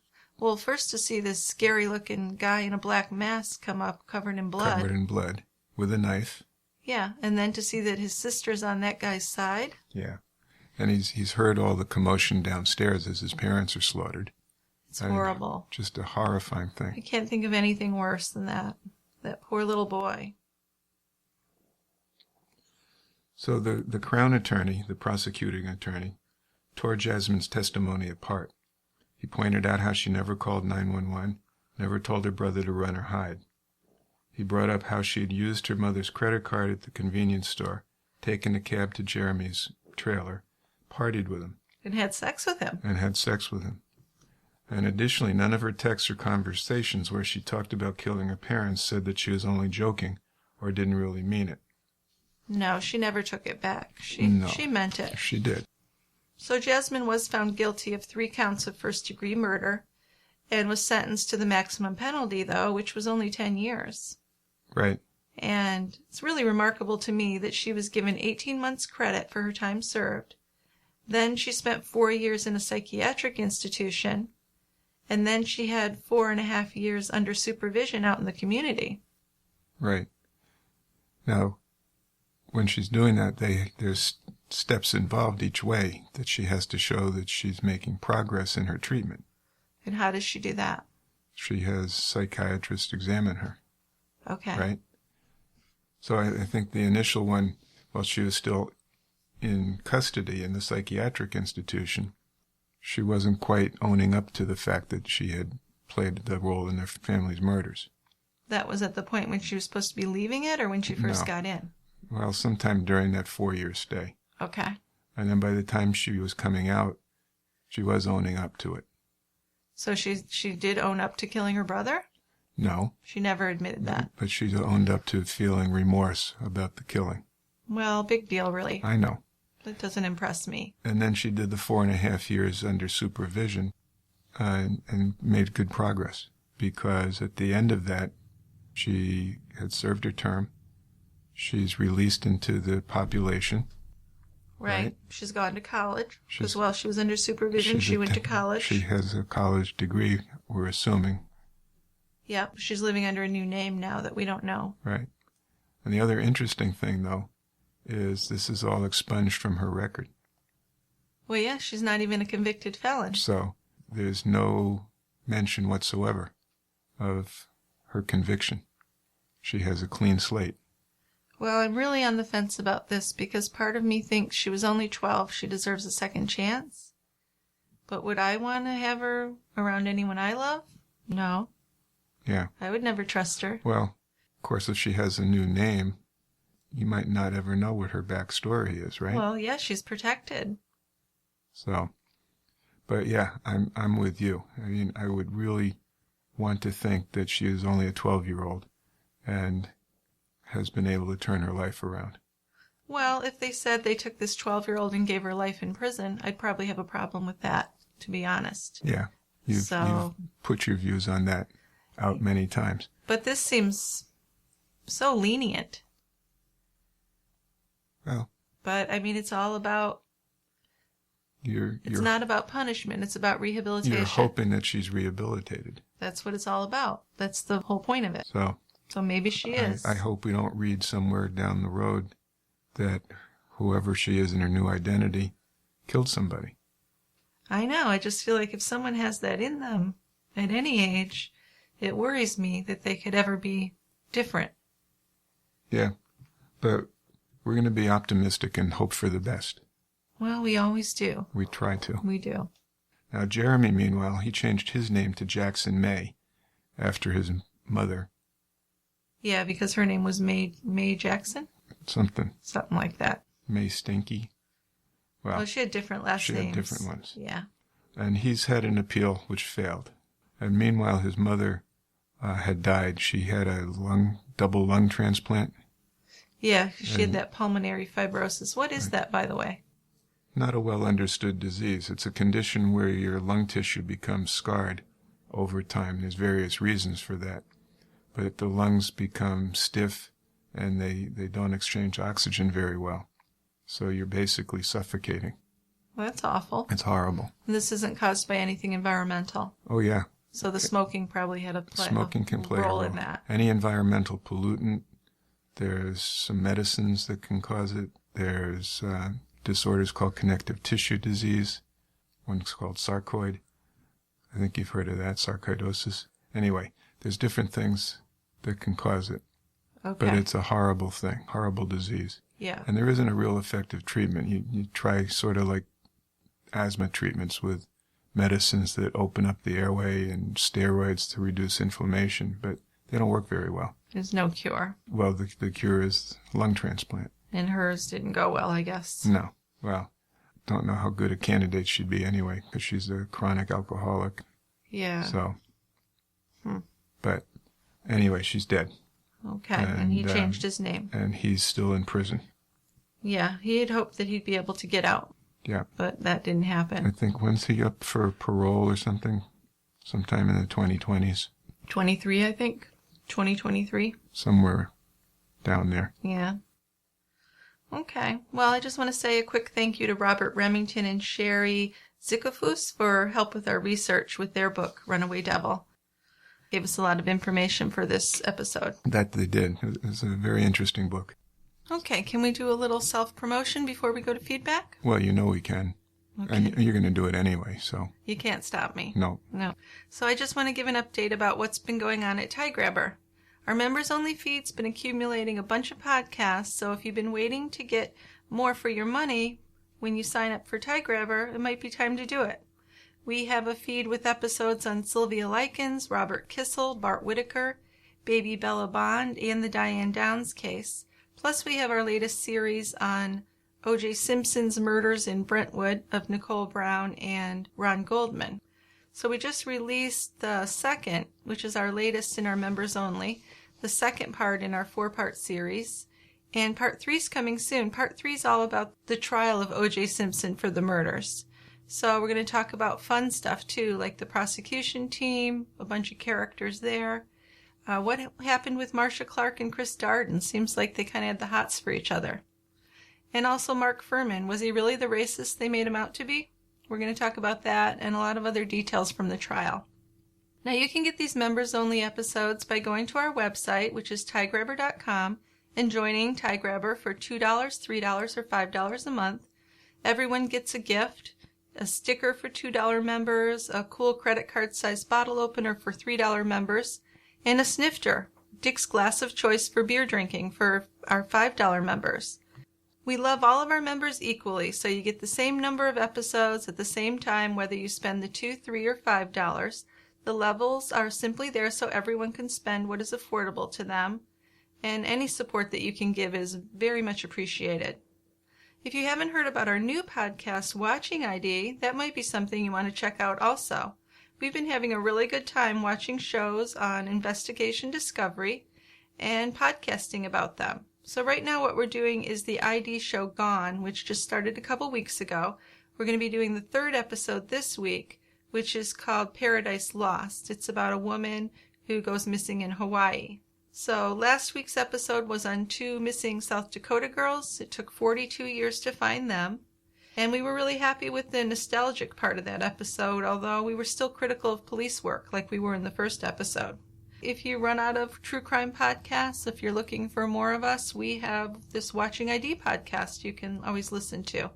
Even if you don't watch the show, we go through the case and talk about it like we do on True Crime Brewery, so you still can listen to the podcast. And if you're feeling very kind and have a few spare minutes, we also love to get some reviews on iTunes because that helps us find new listeners. And you can stay up to date on all things Tie Grabber by following us on Twitter at TieGrabberPods, on Instagram, or on Facebook. I'm pretty good about letting people know what's coming up over social media. Also, we love to get feedback and share it during our feedback segment, so let us know what you think of us, what case you'd like us to cover, and what theories you have in our recently covered cases. Now, another little thing that happened recently is we've been nominated by the podcast movement as one of 46 podcasts to be promoted in an article about Patreon creators' podcast episodes. So to be included, we need ratings on our podcast episodes on their beta website, Podchaser. If you have a few minutes to spare, please go on over to podchaser.com and register. Then you can rate and review specific episodes of True Crime Brewery. When you get to the site, they're going to ask you for a beta key. And all you need to type in there is Patreon with a capital P-A-T-R-E-O-N. Then to register, you just need your email address and your name. It takes 2 minutes. Sounds kind of complicated, but it's really quite easy. Then you can go in and you can rate the different episodes, which is good for this project, but also I'm thinking it might be good for us to see which episodes people preferred and how they rate them, because then we can see what our listeners like in an episode, and we can kind of tailor our future episodes to make everyone happy. Well, we'll try. We do our best. We can't make everyone happy. No, but we need to make some people happy, or else we're just two old people in a dark room talking into microphones for no good reason. Well, I don't know that I'd characterize us that way. But, yeah, you're right. But the listeners are very important. They're of primary importance. Absolutely. Okay, let's have just a little music and we can get to our feedback.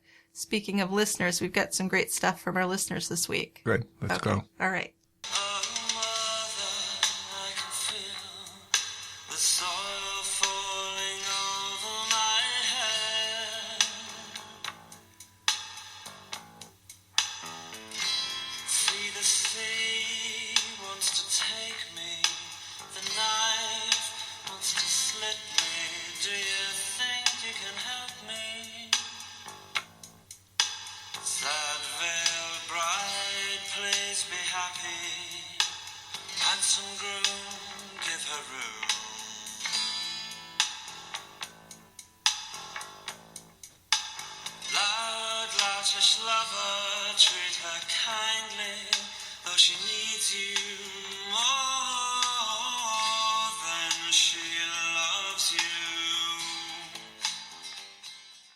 Welcome to Feedback. So who's going first this week? Well, if we're taking turns, it's your turn. Okay. Although we don't have to. But yeah, you're up. Well, I like to go back and forth. Okay, your turn. Okay. Dicky Boy Peanuts on YouTube sent us a note, and it's regarding the episode about the girls who died in the yogurt shop. Wow, that's a long time ago that we did that. Yes. What was it called? 4 Dead Girls? 4, I think. Something like that. I can't think of the name of it. The TCBY. It was the yogurt shop murders. Right. Yeah. Well, anyway, he said that this was a reserve insurance fraud scheme, which was a great way to launder large amounts of cash back then.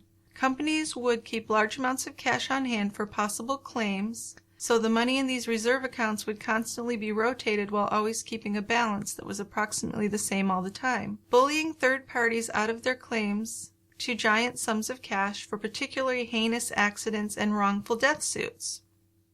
So do a bit of reading and you'll see what I'm talking about. It's really ugly stuff. So he's saying that the fire at the yogurt shop was to cover up insurance fraud, or was insurance fraud. Insurance fraud. But my only problem with that is that other things were done to the girls before the fire. Yeah. That seemed very weird. And if wouldn't be done just for money. Right. It would seem kind of gratuitous violence. Which is possible, I guess. Yeah. I mean, it is ugly stuff, no matter how you look at it. Right. But I thought that was interesting that usually when there's a fire like that, I would think it could be insurance fraud. But like we said, the things done to those girls seems like someone who enjoyed violence did that. Yes, it does, doesn't it? It does. Which could be. Right. Yeah. Okay, so I got one from Amy on Patreon. Amy says, I'm about to leave a 5-star review, but I want to suggest that you cover the case of Sandra Bird and Martin Anderson. This was a case of an affair gone horribly bad, with lots of organized religion in the mix. I listen to a lot of podcasts, but you are in my top 3, and I would love to hear your take on this one. Thanks, Amy. That's nice to say. It is. So Sandra Bird and Martin Anderson, turns out that this was a crime in Kansas in the 80s, early 80s. Okay, so you did a little looking into it. Just to look into it. It does sound interesting. So it turns out, not to give too much away, that Martin Anderson's wife and Sandra Bird's husband were having an affair, and they plotted the deaths of their spouses, with Sandra Bird's husband killing Martin Anderson and killing his wife. Oh, that does sound interesting. And Tom Bird is a minister, or was a minister. Oh. So. Yeah, that does sound right up our alley, Amy. Thanks for thinking of us. I'm liking that. So, yeah, we'll put that in the mix. Absolutely. I'm going to look more into that one. Okay, I have an email from Susan. Now, Susan says that she knew Rusty and Andrea Snyderman in the early 2000s. So here's what she said. Andrea really should not have testified at all in her trial. It is certainly not helping her. And it's only serving to make Hemi look more insane. Certainly her $2 million insurance payout was in jeopardy. Where was her attorney? He's awful to have let her go up there 2 days in a row as she appeared belligerent, even if it really was defiance. She's not getting responsible advice, and I feel for her for that reason. But that said, she says she does want to believe Andrea, but she's having trouble with issues, and she lists some issues, which I thought she did a good job of, so I'm going to read those. Yeah, let's hear them. So why did Don Snyderman testify that Andrea told him at 9:30 a.m. that Rusty had been shot, when Andrea claims not to know Rusty had been shot until 11:30 a.m.? Right. Now, the preschool director testified that she did not tell Andrea that Rusty had been shot because she was concerned about Andrea driving safely to the school. The preschool director made a point of that she didn't want to tell her anything over the phone because she knew she'd be driving in on her own. Right. Yeah, we mentioned that. So that was a big one for me, too. Yeah. Is how would she have known he was shot? And she even didn't call Rusty. She assumed he wouldn't be able to answer his phone. Yeah. So that makes me very suspicious also. So her next point is, why didn't Andrea tell police that she thought Hemi had murdered Rusty as soon as she suspected it? Well, yeah, this is a big one for me. Very big. She was covering for Hemi, it really seems like. Don't you feel like she... Oh, I don't have any doubt in my mind. I feel like she covered for Hemi until she knew it wasn't going to do any good, and then she threw Hemi under the bus. Yeah. So, Susan goes on. Andrea waited a week to tell the cops after she told her friend. Her response is that the situation had ruined her life, and that was why she didn't inform police.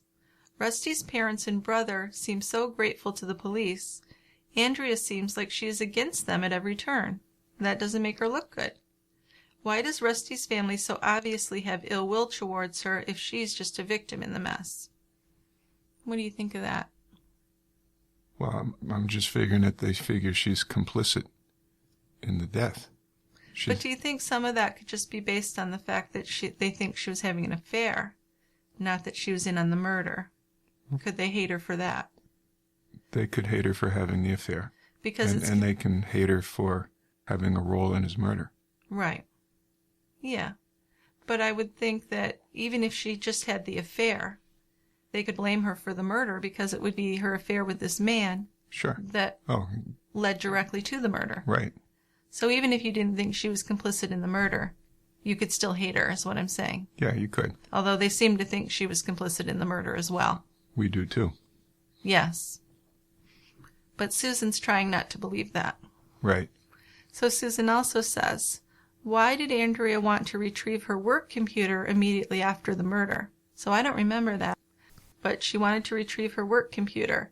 That also makes me think of how Hemi went into her building right afterwards. Maybe he was going to get her work computer. Yeah. That might have been it.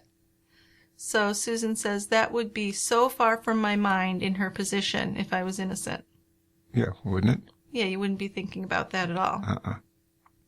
Now, her last point is, why did Andrea embrace Shayna and then outside the courtroom tell her off with a "you're not my friend anymore" statement? So did we mention that in the episode, how after Shayna had testified, Andrea actually got up and hugged her in the courtroom? In the courtroom. And she was told not to do that. Yeah, she got yelled at. Right. But then when they were out in the hallway, she yelled at Shayna and said, "You're not my friend anymore." So it seems like she was portraying a different Andrea in the courtroom in front of the jurors. Well, yeah. Okay. So you just think that's for sure? Yeah. Okay. All right. So it could not have been easy for Shayna to testify against Andrea. You might not like the bartender's testimony, but why would Shayna lie about anything?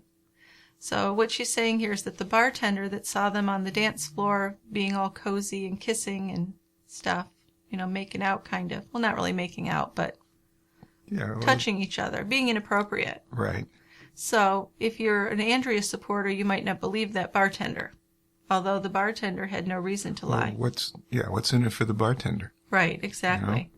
But what Susan's saying is, even if you don't believe the bartender, why would Shayna lie about Andrea? She's a good friend of hers. She's a good friend. why would she say she didn't believe her friend when her friend said she wasn't having an affair with Hemi? Right. Seems clear to me that she was having an affair with Hemi. Yes. I think that's clear to most people. I think so. I mean, the depth of the affair might not be known. Right. But there was definitely stuff going on. Well, the emails and everything. Yeah. She didn't say, I'm not interested, leave me alone, ever. Not ever. No. So Susan wraps it up by saying, please understand that I want to believe Andrea had nothing to do with the murder whatsoever. I was friendly with Rusty and Andrea some time ago, and I cannot imagine her doing anything sinister to anyone. But still, I can't blindly believe every word she says when it's not believable. So I think she's right. That's right, Susan. I mean... And she's listed several things that would make one suspicious of Andrea's motives. Yeah, these are crucial points. Absolutely. These aren't just little hints. These mean something. Yeah. So, yeah, thanks for writing in, Susan. I think it's really good to hear from someone who knew them and to get your perspective. Yeah, it was an interesting letter. Yeah. I mean, if anyone knew them and has an opposite opinion, I'd love to hear that for next week's feedback. Just throwing that out there. Yeah, there you go. Okay, what have you got? Last one, an email from Joan. Subject is Orenthal James Simpson. So Joan says, I wanted to share a ripple, for lack of a better term, associated with Mr. Simpson's notoriety. In 2003, as my family was going through my grandfather's personal effects, we found a letter from the Buffalo Bills inviting my father to join the team. My dad was a running back during his tenure at West Virginia University, and he had some renown as a college football player. Now, my grandma, concerned for his long-term physical well-being, did not allow my dad to accept the offer. I'm so proud of that woman. She's ahead of her time. And this is years and years ago. Yeah, because now they say just about every football player had, what do they call it? CTE, chronic traumatic encephalopathy. Right. Brain damage. Well, and that's been brought up as maybe part of OJ's problem with violence. Maybe he had it. Just something to throw out there, too. So anyway, her dad joined the Navy, served as a commissioned officer during the Vietnam conflict. In any event, when the light bulb went on, I realized that, had my dad joined the Bills, he would have been second string behind Mr. Simpson. I said, Daddy, if you'd have played pro ball, you'd have been OJ's backup. He responded, I guess it's a good thing I listened to my mom. He is such a piece of shit, I wouldn't want to be anywhere near him. I'd have to kick his ass. I love that. See? Plain truth. Yeah. Plain talk. Right. Part of my interest in true crime is the connections, the ripples. When I see or hear of these infamous people, I wonder whose paths have crossed with these folks. I'm amazed that we all too frequently go about our ordinary lives with no idea of what may lie beneath the surface. Again, thank you for all you do. Thank you for listening to my little story. I pray you are well and will continue podcasting for many years. Well, that's nice. Isn't that nice? Mm-hmm. But yeah, that's a really interesting story. I like that story, and I almost didn't include that feedback in this episode because the OJ episodes are members-only episodes, and I usually don't include feedback on those on our main feed. But I thought everybody knows about OJ. Everybody knows, so everybody can enjoy that email. Yeah. So thank you so much, Joan. That was a great one. Yeah. So that's all I have for feedback. Me too. So this was a sad case, I thought. Yes. The Runaway Devil. I hope we don't read somewhere down the road that she's killed again. I know. I wonder if she has any contact with any family, any relatives of her deceased parents. That's an interesting point. I mean, I wonder if there are any grandparents or aunts or uncles or anyone who's forgiven her. Because some people can be forgiving and sometimes it's a good thing. So I wonder. Yeah. When she got out of the psychiatric institution and was being monitored out in the regular world, who would have done that? Would it have been a foster family? Would she have been in like a halfway house? Any idea? Something like that. Okay. So it wouldn't have been anyone from her personal life. It would have been something court-appointed. I wouldn't think so. I would think it'd be court-appointed, yeah. Okay. Well, thanks, Dick. This was a good episode. Sad, but definitely interesting. I think I learned a lot about the juvenile court system in Canada and also some stuff about puberty and fetal alcohol. See? It's always good to learn some things. We did a lot of stuff. Okay. Well, I'm going to say goodbye now until next time we see you at the quiet end. Come have a beer with us. Bye-bye. Bye.